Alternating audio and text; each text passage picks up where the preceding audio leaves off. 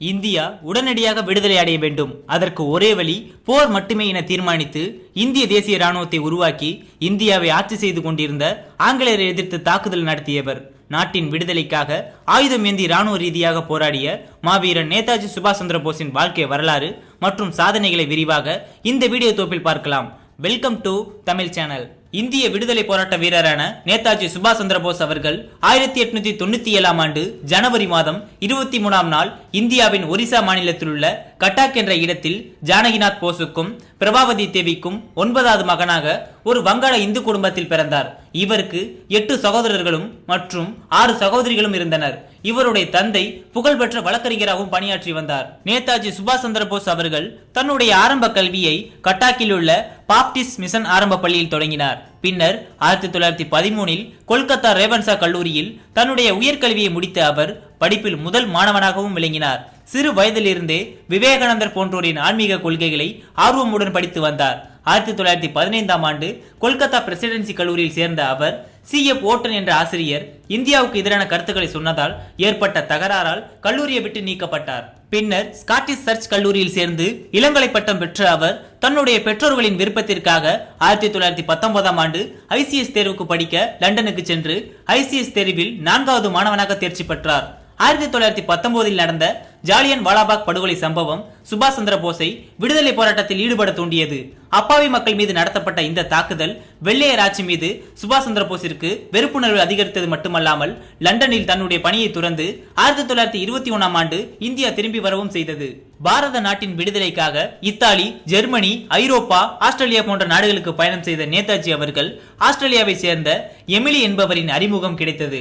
இவர்களின் சந்திப்பு பிறகு காதலாக மலர்ந்து டிசம்பர் 27, 1937ஆம் ஆண்டு இருவரும் திருமணம் செய்து கொண்டனர்.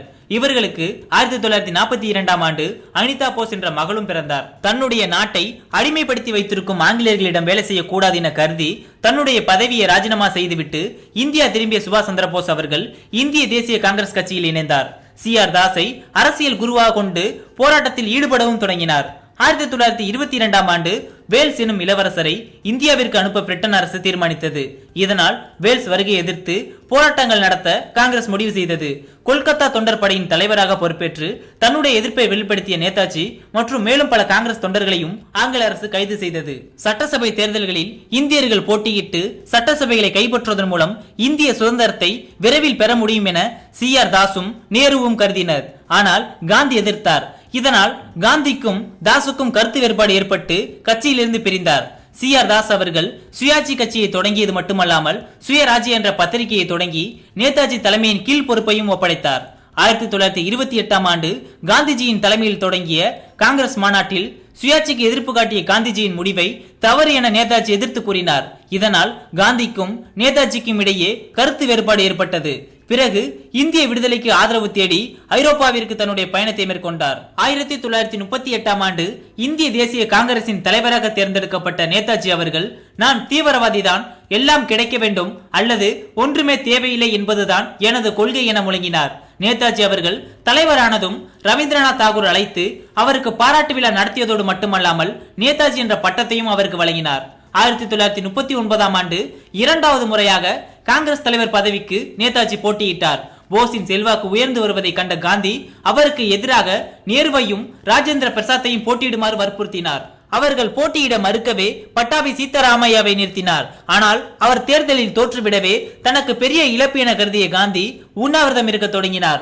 இதனால் நேதாஜி அவர்கள் காங்கிரஸ் கட்சியில் இருந்து தானாகவே வெளியேறினார். பிரித்தானிய அரசுக்கு எதிராக மக்களை ஒன்று திரட்டுகிறார் என கூறி 1940ஆம் ஆண்டு ஆங்கிலேய அரசு நேதாஜியை கைது செய்து சிறையில் அடைத்தது. 2ஆம் உலகப் போர் நடந்து கொண்டிருந்த மும்மரமான காலகட்டம் அது. பாரத தேசத்தை ஆண்டு கொண்டிருந்த ஆங்கில அரசை எதிர்க்க இதுதான் சரியான தருணம் என கருதிய நேதாஜி அவர்கள் ஜனவரி 17, 1941ஆம் ஆண்டு மாறுவிடம் அணிந்து சிறையிலிருந்து தப்பி ஆப்கானிஸ்தானை அடைந்தார். பிறகு ரஷ்யா வந்து அடைந்த அவர் எதிர்பாராத விதமாக ஹிட்லரின் அழைப்பு வரவே அவரின் அழைப்பை ஏற்ற பின்னர் ஜெர்மனியில் உள்ள மாஸ்கோவை அடைந்த அவர் இந்திய சுதந்திரத்தை பற்றி ஹிட்லரிடம் பேசி அவருடைய உதவியை நாடினார். 1941ஆம் ஆண்டு சுதந்திர மையம் என்ற அமைப்பை தொடங்கிய நேதாஜி அவர்கள் சுதந்திர இந்திய வானொலியை தொடங்கியதோடு மட்டுமல்லாமல் இந்திய விடுதலை போராட்டத்தை மையப்படுத்தியும் உலகப்போர் பற்றிய செய்திகளையும் இதில் ஒளிபரப்பினார். பிறகு ஜெர்மன் அயலுறவுத்துறை அமைச்சர் வான் ரிப்பன் ராபின் உதவியுடன் சிங்கப்பூரில் ராஸ் பிகாரி போஸ் தலைமையில் தொடங்கப்பட்டு செயல்படாமல் கிடந்த இந்திய தேசிய ராணுவத்திற்கு தீவிர பயிற்சி அளித்து அதனை தலைமையேற்றியும் நடத்தினார். 1943ஆம் ஆண்டு சிங்கப்பூரில் நடந்த மாநாட்டில் அரசு தேசிய கொடியை ஏற்றி சுதந்திர அரசின் பிரகடனத்தை வெளியிட்டார். பிறகு ஜப்பான், ஜெர்மனி மற்றும் இத்தாலி போன்ற நாடுகளின் ஆதரவுடன் பர்மாவில் இருந்தபடியே இந்திய தேசிய ராணுவ படையை கொண்டு 1944இல் ஆங்கிலேயரை எதிர்த்தார். ஆனால் இந்திய தேசிய படை பல காரணங்களால் தோல்வியை தழுவி பின்வாங்கியது. அப்போது ஆகஸ்ட் 15, 1945ஆம் ஆண்டு நேதாஜி வானொலி மூலம் வீரர்களுக்கு இந்த தற்காலிக தோல்வியால் மனச்சோர்வு அடைந்து விடாதீர்கள், நம்பிக்கையுடன் இருங்கள், இந்தியாவை நிரந்தரமாக அடிமைத்தளத்தில் கட்டி வைக்கும் ஆற்றல் இந்த உலகில் எந்த சக்திக்கும் இல்லை, ஜெய்ஹிந்த் என உரையாற்றினார். அன்று அவர் குறிப்பிட்டபடியே சரியாக 2 ஆண்டுகளில், அதாவது ஆகஸ்ட் 15, 1947ஆம் ஆண்டு இந்தியா விடுதலை பெற்றது. ஆகஸ்ட் 18, 1945ஆம் ஆண்டு நேதாஜி பயணம் செய்த விமானம் பர்மோசா தீவுக்கு அருகே விபத்துக்கு உள்ளாகி அவர் இறந்துவிட்டார் என ஜப்பானிய வானொலி அறிவித்தது. இந்த செய்தி இந்திய மக்களை நிலைகுலைய செய்தது. நேதாஜி இறந்துவிட்டார் என்பதை பலரும் நம்பவில்லை. இறுதி வரை அவருடைய மரணம் மர்மமாகவே புதைந்துவிட்டது.